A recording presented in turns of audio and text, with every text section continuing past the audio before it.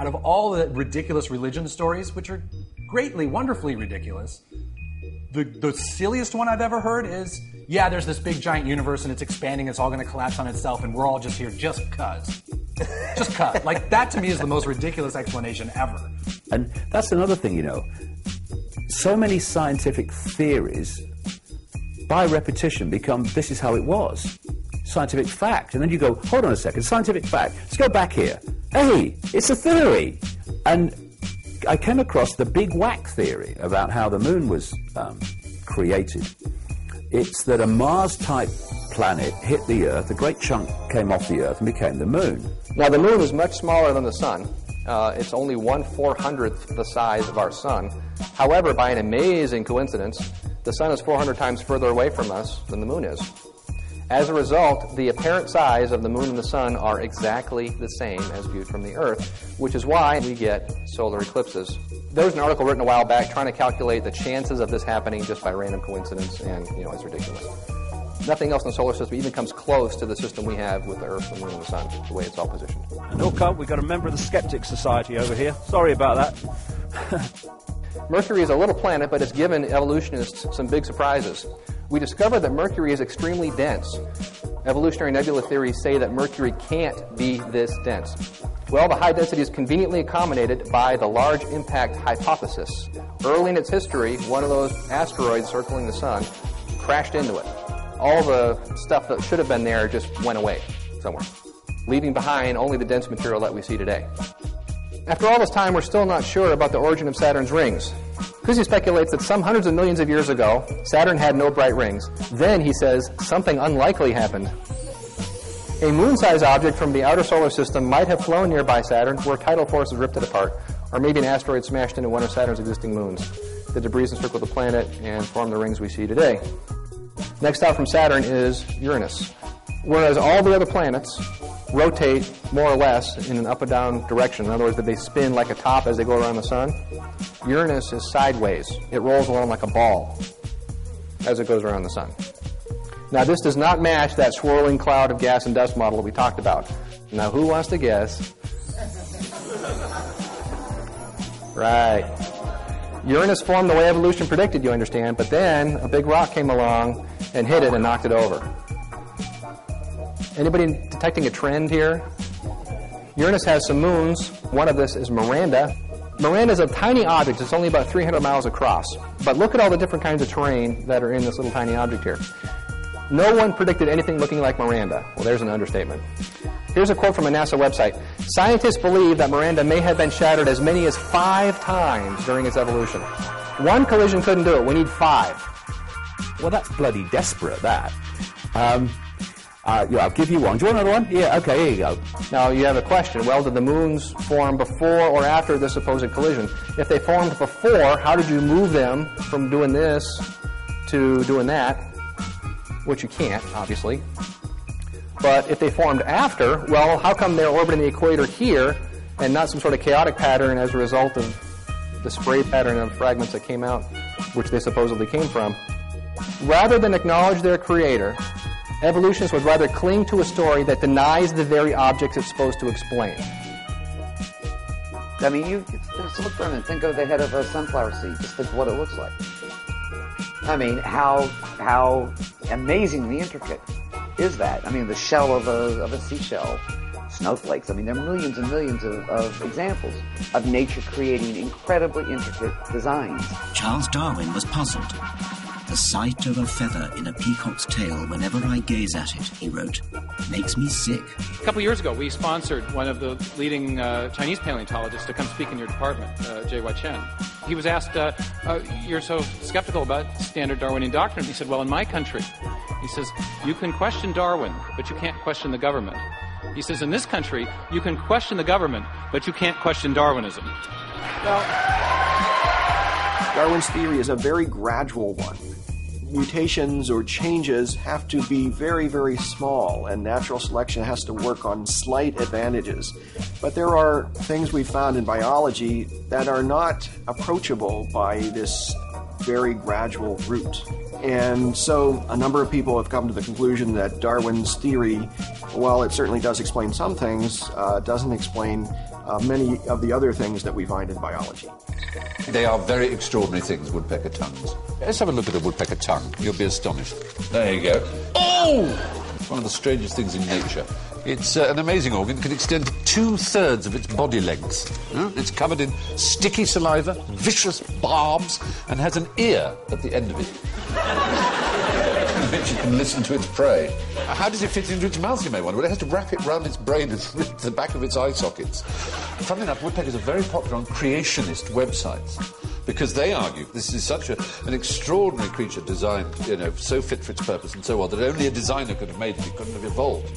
Of course, the most unique feature of the seahorse is that it is the males that have the babies. They actually get pregnant and give birth. There's no other type of fish or animal where it's known that the males actually give birth to the babies. There's no way that this mechanism could have evolved from any other fish. And the fossils actually tell us that the earliest known fossils of seahorses look just like the seahorses that we have today. We want to be clear about what we're challenging and what we're not. Evolution can mean many different things. 3 key meanings. It can mean change over time. It can mean common ancestry, or the idea of universal common ancestry, Darwin's tree of life picture of the history of life. And it can also refer to a mechanism, specifically the idea that natural selection acting on various forms of mutations is sufficient to produce the form and function that we see around us and the appearance of design. We're not necessarily challenging the idea of evolution per se, at least as defined as change over time or even common ancestry.